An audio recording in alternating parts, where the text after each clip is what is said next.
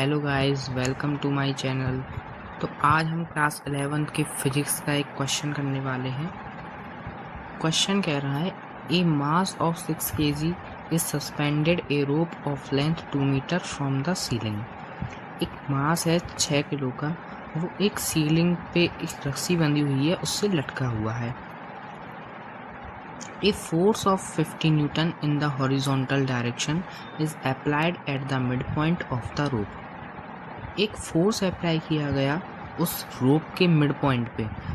कितने न्यूटन का? 50 न्यूटन का, हॉरिजॉन्टल डायरेक्शन में।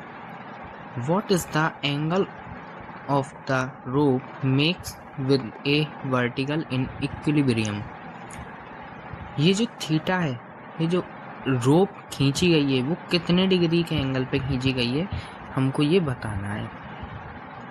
तो देखिए, सबसे पहली इंफॉर्मेटिव जानकारी हम लेते हैं कि ये जो मास है, ये नीचे कुछ फोर्स लगा रहा होगा, जिस फोर्स को हम mg कह देते हैं, और उस mg को हम मैग्नीट्यूड में लिखते हैं। तो ऐसे लिख सकते हैं 6 × 10। भाई 6 मास, ग्रेविटी की वैल्यू 10। 60 न्यूटन का फोर्स नीचे लग रहा है, 60 न्यूटन का फोर्स नीचे लग रहा है। इसकी अभी हमको ज़रूरत पड़ेगी। ठीक, अच्छा, अभी ये जो डायग्राम दे रखा है, इसमें हमने कुछ कंस्ट्रक्शंस किए हैं। जैसे पहले मैं आपको एक पूरा डायग्राम समझा लेता हूँ। ये एक सीलिंग है जिससे ये एक रोप बंधी हुई है, इसको हमने खींचा 50 न्यूटन के फोर्स से। ये ऐसे ये रोप जा रही है, जो 2 मीटर लेंथ है इसकी।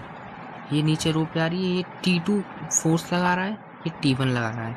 अच्छा, ये थीटा है, तो ऑब्वियसली बात है ये जो एंगल होगा, ये 90 माइनस थीटा होगा, क्योंकि हम देखें तो ये स्क्वायर लग रहा है। 90 डिग्री होता है, 90 डिग्री हर साइड पे। तो ये क्या होगा? 90 माइनस थीटा। अच्छा, अब हमने इसको पॉइंट प्लॉट कर दिए, जैसे ये POAB। चलिए, अब हम क्वेश्चन करना स्टार्ट कर देते हैं। पहले हम कुछ एंगल लेते हैं, या फिर हम ट्रायंगल में चलते हैं किसी में। तो हम चलते हैं इन ट्रायंगल POA। हम POA ट्रायंगल में चलते हैं। तो POA ट्रायंगल ये रहा। इसमें हमको क्या दिख रहा है? इसमें हमको दिख रहा है B/H। थीटा के सामने वाली परपेंडिकुलर, इससे हमको कोई मतलब नहीं है। हमको बेस और हाइपोटेनियस ही तो चाहिए, इससे हमको कोई मतलब नहीं है, ना इसकी लेंथ से मतलब है, ना किसी से मतलब है। बेस क्या होगा? ये होगी बेस ये होगी। हाइपोटेनियस ये होगी, ये हाइपोटेनियस दोनों में कॉमन है। हम cos थीटा लेते हैं, क्योंकि base upon hypotenuse cos theta होता है। तो cos theta is equals to B/H is equals to base कितना है? OP। बेस OP है अपॉन T1। भाई अब हमने T1 क्यों लिया? क्योंकि T1 ये हाइपोटेनियस T1, ये बेस OP। ठीक है। अच्छा, इस T1 को इसमें मल्टीप्लाई कर देते हैं, तो क्या आ जाता है? T1 cos theta is equals to OP। OP जो है हमारा T2 के इक्वल है। इसमें हम लिख देते हैं OP is equals to T2। जब OP T2 के बराबर है, तो T1 cos theta is equal to T2। और T2 कितना है? 60 न्यूटन। T2 कितना है? 60 न्यूटन। तो हम इसमें डायरेक्ट लिख सकते हैं T1 cos theta is equals to 60। हम लिख देते हैं T2 इज इक्वल्स टू 60। ठीक। अच्छा, इसको मान लेते हैं इक्वेशन नंबर 1। अब हम चलते हैं दूसरे ट्रायंगल में, इन ट्रायंगल PBA। अभी हम कौन से में चले थे? POA में। अब हम चलेंगे PBA में। तो इसमें हमको इससे कोई मतलब है नहीं भाई, ये बेस है, इससे हमको कोई मतलब नहीं। लेकिन ये जो परपेंडिकुलर है, ये जो परपेंडिकुलर है, इससे हमको मतलब है ना। लेकिन हम इसको नहीं लेंगे,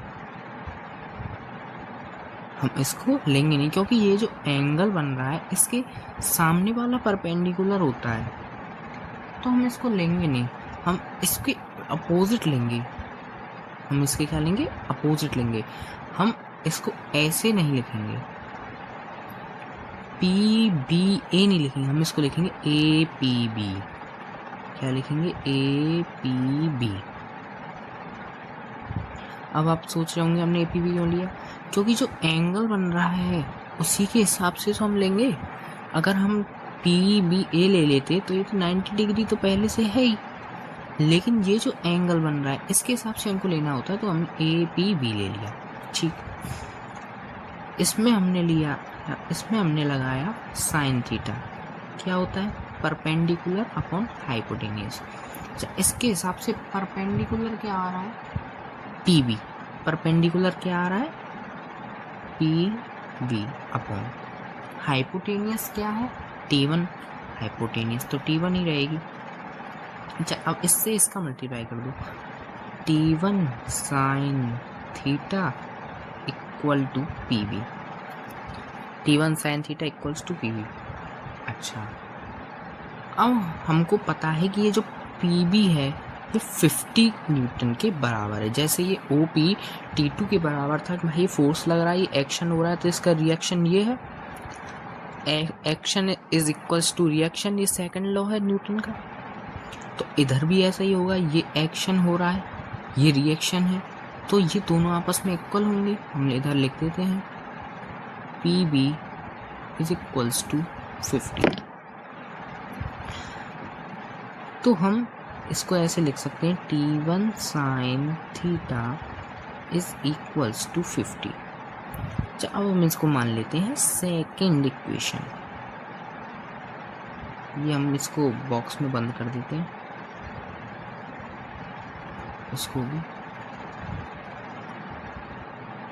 चलिए, हमारी अब दो इक्वेशन आ गई हैं। अच्छा, अब हम क्या करेंगे? Divide second and first. अब हम क्या करेंगे? डिवाइड करेंगे सेकेंड एंड फर्स्ट को। तो हम क्या लिखेंगे?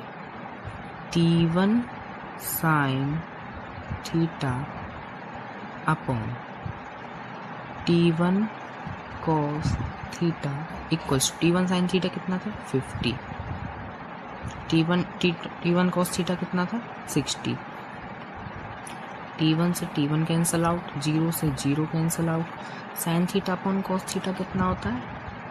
tan theta equals to 5/6।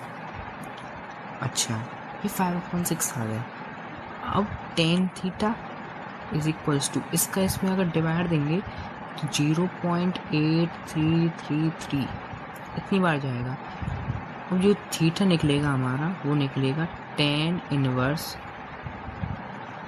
0.8333, जो कि हमारा निकलेगा थीटा इक्वल्स टू 40 डिग्री। यही हमारा आंसर है। तो हम ऐसे लिख सकते हैं कि जो ये थीटा है, जिस एंगल पे इस रोप को खींचा गया है 50 न्यूटन की फोर्स से, वो एंगल है 40 डिग्री। ये हमारा आ गया है आंसर। अगर आपको वीडियो अच्छा लगे तो इस वीडियो को लाइक कर दीजिए, कमेंट कर दीजिए और इस चैनल को सब्सक्राइब कर लीजिए। और ऐसी वीडियो के लिए धन्यवाद।